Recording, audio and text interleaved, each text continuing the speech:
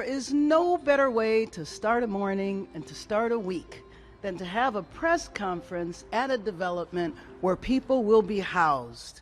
Over the last 9 months, we have expedited more than 7,000 units of affordable housing in projects all across the city, including the one where we are today.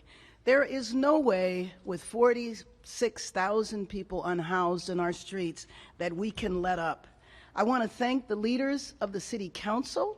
We have worked in partnership with the City Council, the Board of Supervisors, the state, and the federal government.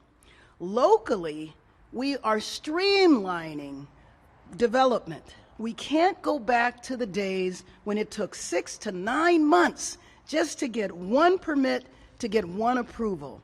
This new building is going to have 62 units of permanent supportive housing for unhoused seniors, and I hope that people realize that one of the fastest growing populations of the unhoused in our city are senior citizens who have been priced out of the housing market. Maybe they worked in the service industry, they didn't have a 401k, they didn't have a pension, and Social Security, if they had it, cannot pay rent in Los Angeles. But this is what urgency looks like. Approval processes that used to take 6 months now take 47 days. Other projects that weren't going to be ready until 2025 are going to come online next year. And let me be clear, when we save time, we save lives, we save money. It was absolutely ridiculous to me that while we had so many Angelenos sleeping outside and 5 of them dying every day on the street, that we were allowing bureaucracy to delay building. That's over with. We are breaking the status quo and building a new system to combat this crisis. I am so honored to be able to work in partnership with my 2 colleagues on the City Council, Councilmember Hugo Soto-Martinez and Councilmember Nithya Raman. So join me in welcoming Councilmember Soto-Martinez.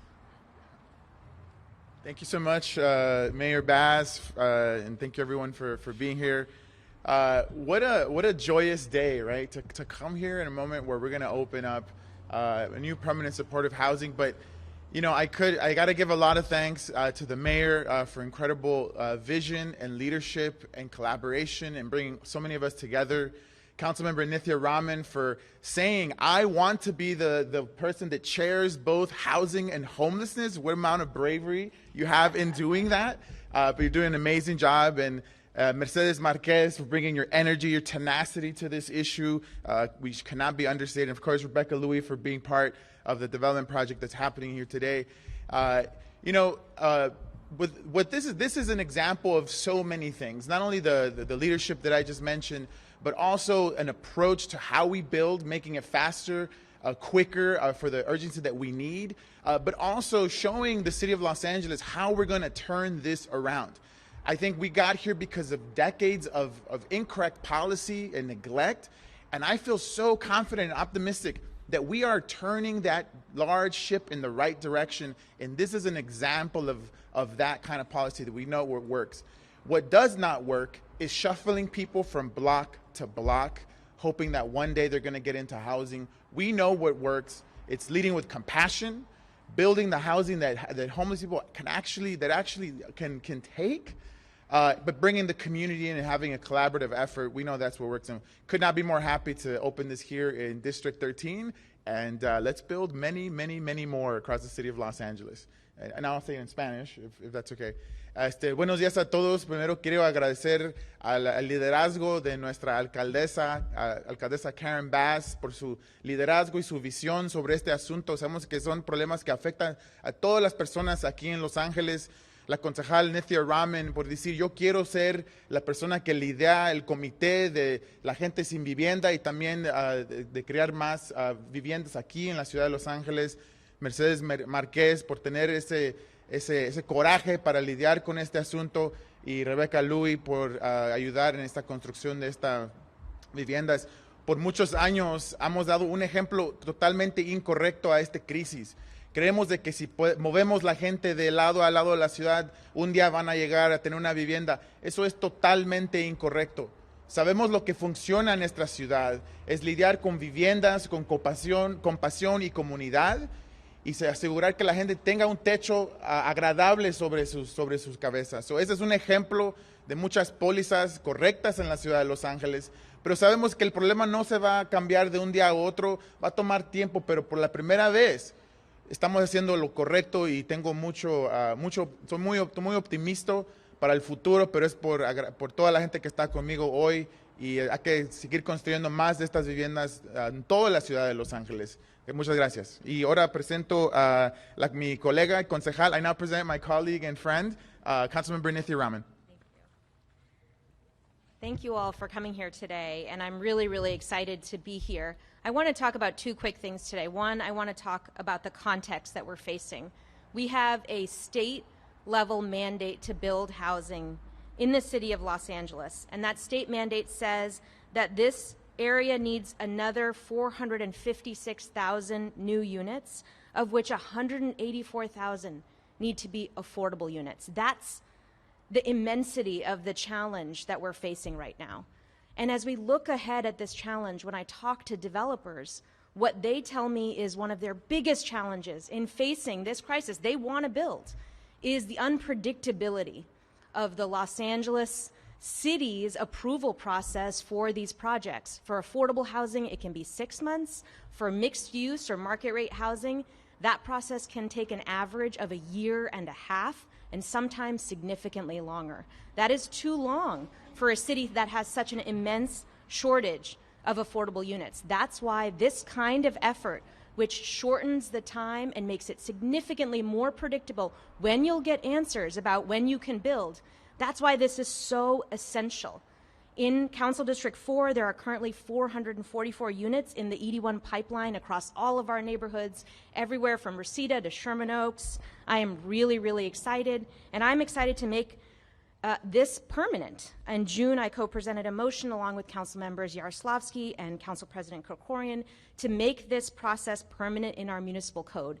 And I want to talk to you about one thing that happens when you make predictability part of the system. We had a project in Council District 4 that initially came forward as a market rate project.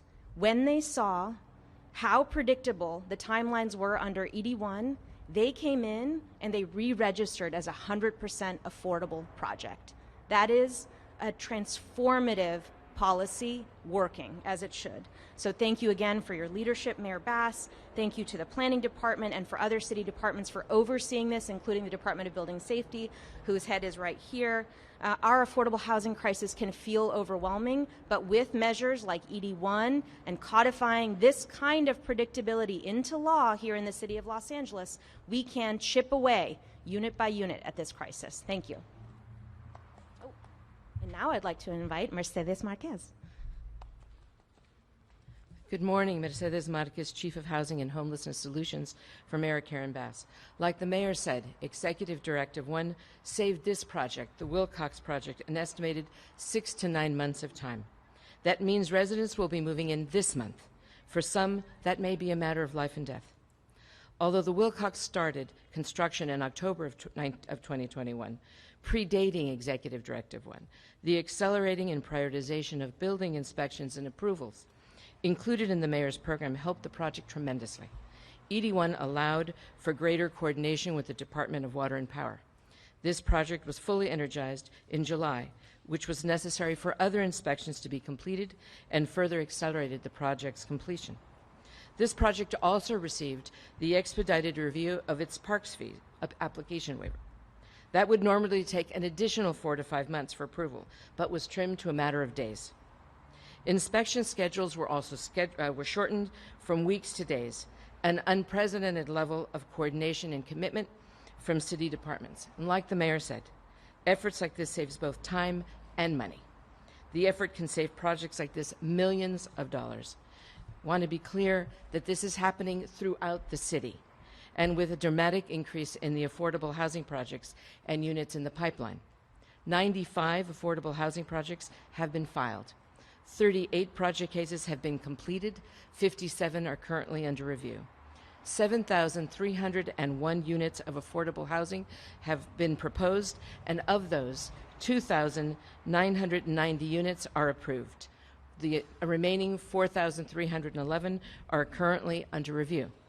We would not be here today marking this project's certificate of occupancy. Congratulations. Its ability to move people inside for good without ED1. En español. Buen día. Soy Mercedes Márquez, jefa de Soluciones de Vivienda y Personas sin Hogar de la oficina de la alcaldesa Karen Bass. Como dijo la alcaldesa, la directiva ejecutiva número 1, ahora el proyecto de Wilcox, un estimado de 6 a 9 meses de tiempo, un gran ahorro de tiempo y dinero. Esto significa que los residentes se mudarán este mes. Para algunos, eso puede ser una cuestión de vida o de muerte. Aunque el Wilcox comenzó su construcción en octubre del 2021, antes de la directiva ejecutiva número 1, o como le decimos, DE1, la aceleración y priorización de las inspecciones y aprobaciones de edificios incluidas en el programa de la alcaldesa ayudó enormemente a este proyecto. La DE1 permitió una mayor coordinación con el Departamento de Agua y Energía. Este proyecto tuvo energía eléctrica completamente en julio, lo que fue necesario para que se complementaran otras inspecciones y aceleró aún más la finalización del proyecto. Este proyecto también recibió una revisión acelerada de su solicitud de extensión de tarifas de parques, lo que normalmente tomaría de 4 o 5 meses para su aprobación, se redujo a una cuestión de días. Los cronogramas de inspección también se acortaron de semanas a días. Este es un nivel de coordinación y compromiso de los departamentos de la ciudad sin precedentes. Como dijo la alcaldesa, este ahorro es de tiempo y de dinero. Este esfuerzo puede ahorrarle a proyectos como este millones de dólares. Y quiero dejar claro que esto está sucediendo en toda la ciudad, con un aumento dramático de los proyectos y unidades de vivienda asequible en proceso. Se han presentado 95 proyectos de vivienda asequible. Se han complementado 38 casos de proyectos, 57 están en revisión.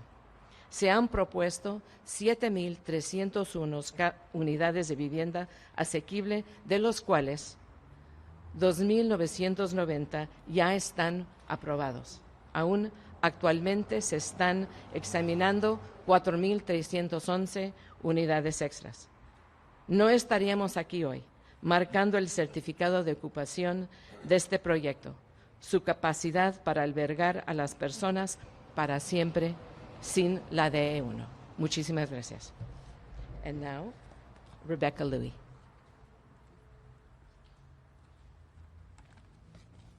Hi and welcome. Welcome to Wilcox. My name is Rebecca Louie. I'm the president and CEO of Wakeland Housing and Development Corporation. We are the developer and owner of this amazing, beautiful project that you are seeing here today. We are soon going to have 62 seniors coming in off the streets to welcome them to these homes, to get full services where they can come in, rest, heal, and recover from their time. And it's really thank you to the city and their efforts that we're able to get this done so quickly.